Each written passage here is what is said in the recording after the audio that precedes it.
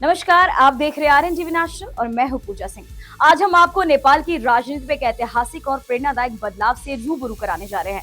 बात है भूमिका श्रेष्ठ की, जो अब नेपाल की पहली ट्रांसजेंडर महिला सांसद बन गई है। जन्म के समय उनका नाम कैलाश था, लेकिन अपनी पहचान और भावनाओं के अनुसार उन्होंने रूप और नाम बदलकर भूमिका बनना चुना। आइए जानते हैं उनका संघर्ष, उनकी उपलब्धियां और संसद में उनकी नई भूमिका। भूमिका श्रेष्ठ का इतिहास। नेपाल की पहली ट्रांसजेंडर महिला सांसद, कैलाश से भूमिका तक का सफर, समानुपातिक प्रतिनिधित्व से मिली जीत, लैंगिक और यौनिक अल्पसंख्यकों की आवाज। भूमिका श्रेष्ठ नेपाल में पहली ट्रांसजेंडर महिला सांसद बन गई है। चुनाव आयोग ने उनको समानुपातिक प्रतिनिधित्व के जरिए चुना है। जन्म के समय वह लड़का थी और उनका नाम कैलाश था। बाद में उन्होंने अपनी भावनाओं के अनुसार अपना रूप और नाम बदला और भूमिका बनी। बहुरंगी झंडे के नीचे एक ऐसा समुदाय है जिसकी जिंदगी अब भी ब्लैक एंड व्हाइट बनी हुई है। उन्हें लगातार अस्वीकार, अपमान और अत्याचार का सामना करना पड़ता है। बेरोजगारी और अभाव के बीच जीना पड़ता है। कई तरह की कानूनी जटिलताओं से गुजरना पड़ता है। अपनी इच्छाओं और आकांक्षाओं को दबाना पड़ता है। इस खुले समाज में भी खुद को छिपाकर जीना पड़ता है। वे अनेक मजबूरियों से घिरे हुए हैं। इन्हीं मजबूरियों से संघर्ष करते हुए भूमिका श्रेष्ठ अब नेपाल की संसद में सांसद के रूप में कानून बनाने के काम में अपना योगदान देने वाली है। उन्हें राष्ट्रीय स्वतंत्र पार्टी ने समानुपातिक सूची में चुना है। निर्वाचन आयोग ने सूची सार्वजनिक की, जिसमें उनका नाम भी शामिल है। इसके साथ ही भूमिका को संसद में प्रतिनिधित्व करने का अवसर भी मिला। कैलाश से भूमिका का सफर। भूमिका श्रेष्ठ का जन्म 1987 के काठमांडू में नैकाप में हुआ था। परिवार, स्कूल और समाज में भेदभाव और अपमान के कारण उन्हें कक्षा 9 के बाद पढ़ाई छोड़नी पड़ी। साल 2005 में उन्होंने काठमांडू जिला प्रशासन कार्यालय से कैलाश श्रेष्ठ नाम से नागरिकता प्राप्त की, जिसमें उनका लिंग अन्य उल्लेख किया गया था।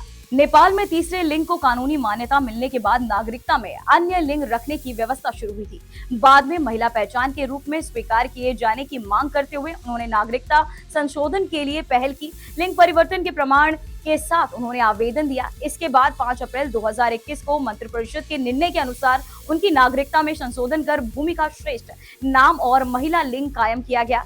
इसे नेपाल में ट्रांसजेंडर पहचान की कानूनी मान्यता के संदर्भ में एक महत्वपूर्ण कदम माना जाता है। समानुपातिक प्रतिनिधित्व से संसद तक। अब भूमिका श्रेष्ठ नेपाल की संसद में सांसद के रूप में कार्य करेंगी। उन्हें राष्ट्रीय स्वतंत्र पार्टी ने समानुपातिक प्रतिनिधित्व सूची से चुना है। निर्वाचन आयोग ने सोमवार शाम सूची जारी की, जिसमें उनका नाम शामिल था। अब वे नीति निर्माण स्तर पर लैंगिक और यौनिक अल्पसंख्यक समुदाय के अधिकारों को आगे बढ़ाने का काम करेंगी। नागरिकता संशोधन और कानूनी पहचान। भूमिका ने नागरिकता के मामले में भी संघर्ष किया। जन्म के समय उनके लिंग के रूप में अन्य दर्ज किया गया था। बाद में उन्होंने महिला पहचान के लिए नागरिकता संशोधन का आवेदन दिया। 5 अप्रैल 2021 को उनके नाम और लिंग को संशोधित कर भूमिका श्रेष्ठ और महिला दर्ज किया गया। ये नेपाल में ट्रांसजेंडर पहचान की कानूनी मान्यता के लिहाज से एक बड़ा कदम माना गया। अभियान और अंतर्राष्ट्रीय पहचान।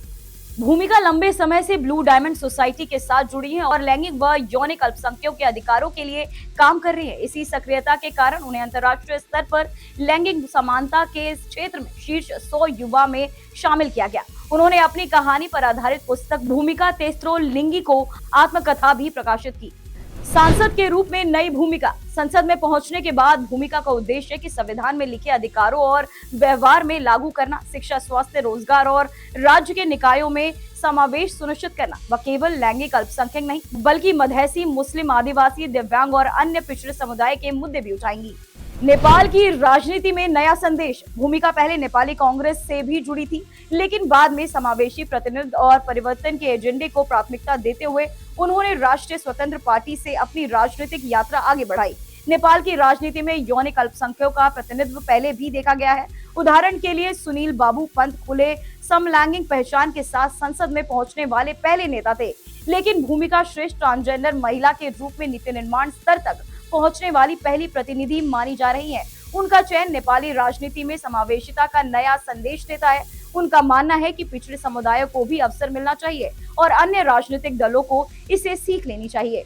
तो दोस्तों, ये थी भूमिका श्रेष्ठ की प्रेरणादायक कहानी, जो संघर्ष और पहचान की लड़ाई के बाद नेपाल की संसद में पहुंचकर लैंगिक और यौनिक अल्पसंख्यक समुदाय की सशक्त आवाज बन गई है। अब सवाल ये उठता है कि संसद में उनका योगदान समाज और नीति निर्माण में कैसे बदलाव लाएगा।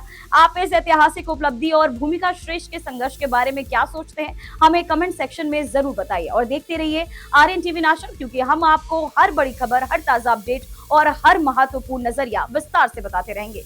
धन्यवाद।